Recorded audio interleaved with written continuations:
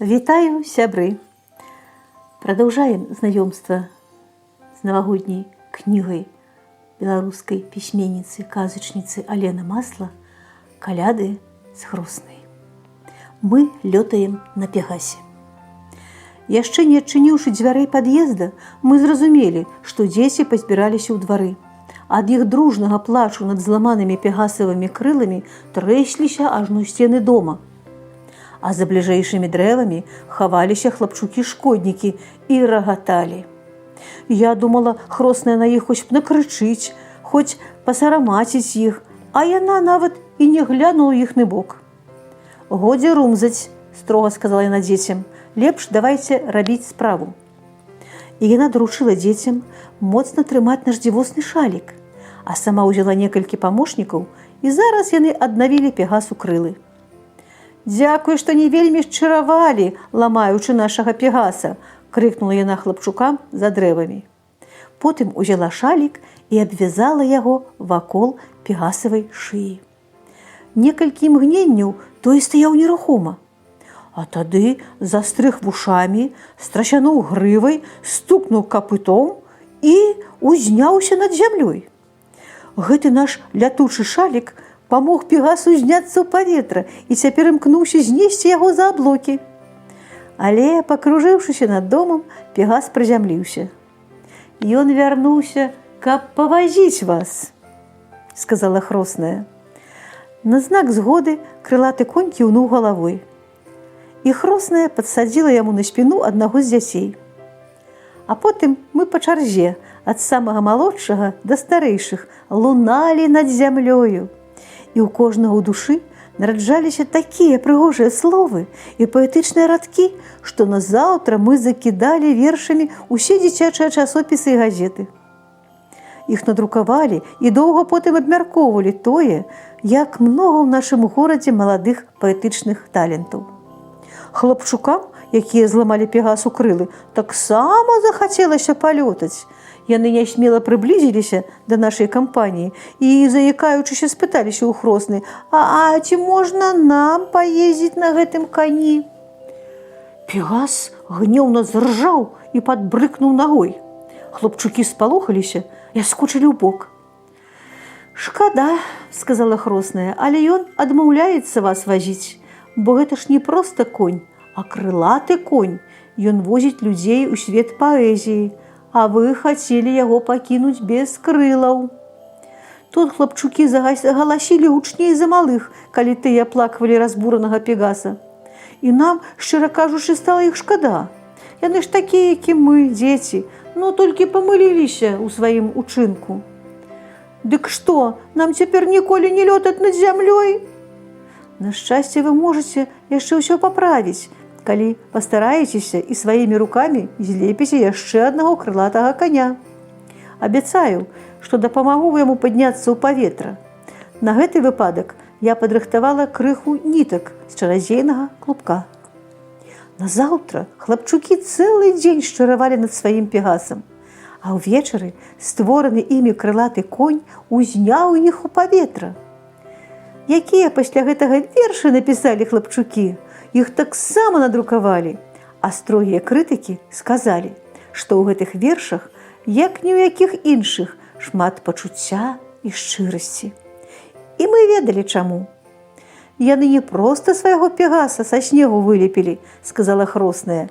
«Яны перамаглі сваё жаданне знішчаць, а гэта дорага даецца». Ну і напрыканцы я хачу пачытаць вам той раздзел, які называецца «Я ад'язджаю дадому». За цудамі і прыгодамі зусім незаўважна праляцеў час. Дні мільгацелі, як хвіліны, але гэтулькі ўсяго змяшчалася ў іх, што, выдавала, я пражыла ў Хроснай не 2 тыдні, а шмат-шмат гадоў. Мая мама, бабуля і дзядуля пад наглядам цёткі Вольгі, нашай суседкі-медсястры, канчаткова паправіліся. Мы з Хроснай увесь час стараліся іх падтрымаць. З дзядзькам Толікам, калі ён ехаў ад сваёй матулі, перадалі ім слоік духмянага мёду, пакунак нашых чароўных салодкіх сняжынак ды цукерак. і кожны дзень тэлефанавалі, каб даведацца пра здароўе і сказаць, што ў нас усё добра. Праўда, я маўчала наконт гарналыжнага курорта і катання на Пегасе. Вярнуся дадому, цалюсенькая і здаровенькая, тады ўсё маме і раскажу. А калі расказваць цяпер, яна будзе перажываць, што я захварэю ангіны ці заражуся цудамі і забяры мяне ад хроснай. А мне так хацелася, як мага даўжэй пагасціць у яе. Але час расстання набліжаўся. Той раніцай піражкі ў хроснай удаліся смачныя, не наесціся. Мы елі піражкі, запівалі мятнай гарбатай і размаўлялі, успамінаючы мінулы Новы год і каляды. Раптам, спакойна, як бы між іншым, хросная сказала: «Пора збірацца дадому, моя дарагая дзяўчынка, заўтра па цябе прыедуць». Ад нечаканасці я нават папярхнулася. Вядома, я жа ўжо крышачку пародных засумувала, але як можуць хросная так спакойна гаварыць пра наша расстанне? Я моўчкі глядзела на яе. Па твары хроснай зноў блукала усмешка, паводле якой было здагадвацца пра дзівосы. Я пракаўтнула раптоўныя слёзы разам з кавалкам пірага. «Дадому цябе завязе тата. Ён знарок вяртаецца з камандзіроўкі праз наш горад, каб забраць цябе». Ото ж навіна! Ото ж цуд! Дзядуля Мароз і на самае найпатаемнейшае маё жаданне зразумеў. Я убачу тату. Настрой – непрадказальная рэч. Толькі што прапаў, а цяпер з'явіўся зноў. Для такой хвалі і радасці мяне накрыў, што нават няёмка стала перад хроснай. «Хросная, моя любая, ты даруй, што я больш не сумую, хоць і расстаюся з табой. Я цябе вельмі люблю, але без таты мне было так адзінотна».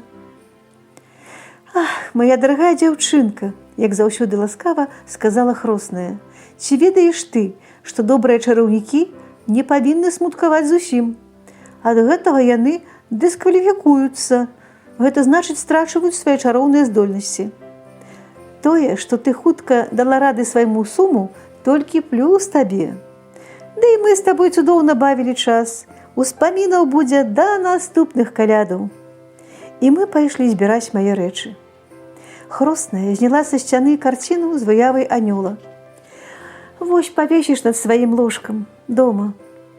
Пасля яна спакавала салодкія гасцінцы для ўсіх маіх сяброў, тых, што ў бабулі і дзядулі. І нарэшце прынесла мяшэчак з зорнымі каменьчыкамі. «Пара адкрыць табе іх таямніцу», – сказала хросная. «Мы ведаем, што гэта незвычайныя каменьчыкі. Але галоўнае, яны могуць зноў стаць зоркамі. Як толькі ты пражывеш дзень у думках і клопатах пра блізкіх, адзін з каменьчыкаў абернецца зорачкай і падымецца на неба. Так пакрысе ты можаш запаліць сваё сузор'е добрых спраў». Я запляскала ў ладкі. «Гэта цуд! Запаліць сваё сузор'е! От ужо я буду старацца з усіх сілаў!» Але тут мне зноў стала сумнавата. «Хросная, любенькая, я без цябе прападу». «Вось гэтаму дазволь не паверыць, дарагая моя дзяўчынка. Ты ж маленькая чараўніца, а яны без дай прычыны не прападаюць. А калі ўсё ж пачнеш сумаваць крышачку для настрою, успомні пра мае падарункі, глянь на іх, і радасць вернецца да цябе абавязкова». І тут у акно на апошнім паверсе самага высокага ў горадзе дома зноў пастукалі. Гэта значыла толькі адно. Здарылася нешта незвычайнае. Мы кінуліся да акна. Над зямлёй, на вышыні, з якой быў відаць увесь горад, лунаў белы як снег Пегас з шалікам на шыі. А на спіне ў Пегаса сядзеў мой тата. Мы насцеж расчынілі в акно. Пегас уляцеў у пакой, і я кінулася да таты ў абдымкі. Ён стаў кружыць мяне па пакоі, прыгаворваючы: «Красунька моя, любая моя дачушка». А хросная з Пегасам моўчкі стаялі збоку і шчасліва усміхаліся. Калі мы крышку супакоіліся, тата стаў расказваць: «Уяўляеце, я ледзь дабраўся да вас. У час калядных вакацыяў білету на самалёт не дакупіцца. А калі мне нарэшце пашанцавала, надарылася нялётнае надвор'е. Я цэлыя суткі прасядзеў у аэрапорце. Часу вольнага было шмат, і я стаў складаць вершы. Толькі напісаў: «Мілая дачушка, дзяўчынка дарагая». Як проста перада мной з'явіўся сапраўдны Пегас. «Сядайце на мяне», – сказаў ён, – «і на крылах паэзіі я дамчу вас да дачушкі, хутчэй за ўсялякі самалёт».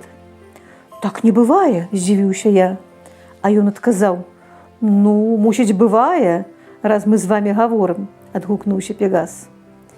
«І вось я ў вас, а мае спадарожнікі, можа, яшчэ і ў самалёт не селі», – расказваў тата, то зноў падкідываючы мяне пад столь, то дастаючы з сумкі падарункі для нас з Хроснай.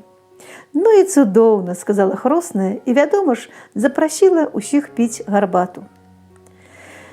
«Дзякуй, я ўжо лепш у небе палётаю», – ветла адмовіўся Пегас. «Мне гарачага нельга, не забывайцеся, я ж са снегу вылеплены». «Ой, даруй, дружа», – пляснула рукамі Хросная, – «ад шчасця я пра ўсё забылася. Але і для цябе ў мяне знойдзецца пачастунак». Яна выйшла на кухню і адразу ж вярнулася, несучы талерку марозіва з бананамі, запасы якога захоўвала ў лядоўні яшчэ з навагодняй ночы. Пегасу марозіва спадабалася. Але з'еўшы яго, ён усё-такі папрасіў пусціць яго ў неба, бо ён крылаты конь, і яму трэба лётаць. «Я вярнуся, каб завесці вас да мамы», – паабяцаў Пегас. А я выйшла да дзяцей у двор, каб развітацца. «Віка, прыязджай часцей», – сталі прасіць яны. «З табой тваёй Хроснай так весела». Потым я вярнулася дадому і стала абдымаць цацкі. І ружовага слана, і малпачку, і цмачанё. А яны гарнуліся да мяне сваімі мяккімі шчочкамі і, здавалася, таксама прасілі не забывацца іх. На расстанні разам з Хроснай і татам мы падышлі да акна, каб яшчэ раз глянуць на горад з вышыні птушынага палёту. Горад сляпіў вочы сваёй беллю, зіхацеў у промнях сонца дыяментамі сняжынак. А сняжынкі так пераліваліся і ззялі, што я захвалявалася, ці парассыпала я выпадкам сваіх зорных каменьчыкаў. Я дастала срэбны мяшэчак і стала лічыць каменьчыкі-зорачкі. Іх паменшыла на 10. «Хросная, што рабіць? Я, здаецца, згубіла некалькі нашых зорачак», – закрычала я. «Ці не яны так зяют на снезе?» «А я хіба не казала, дарагая моя дзяўчынка, што гэтыя каменьчыкі могуць зноў стаць зорачкамі і вярнуцца на неба. Відаць, ты паспела зрабіць нешта добрае за гэтыя дні. Дык і іх паменшыла ў тваім мяшэчку», – супакоіла мяне Хросная. «Калі ты будзеш старацца надалей, гэтыя каменьчыкі-зорачкі скора кончацца. Але не засмучайся, прыязджай да мяне зноў, мы новых наловім. Няхай такога зарападу, як напярэдадні гэтага новага года, і не выдасца яшчэ 100 гадоў, але драбнейшыя бываюць часцяком, і ўсе яны пралятаюць паўз маё акно». Я абняла Хросную і моцна пацалавала. «Як добра, Хросная, што ты жывеш так высока», – сказала я. «Які цуд, што ты ў мяне чараўніца».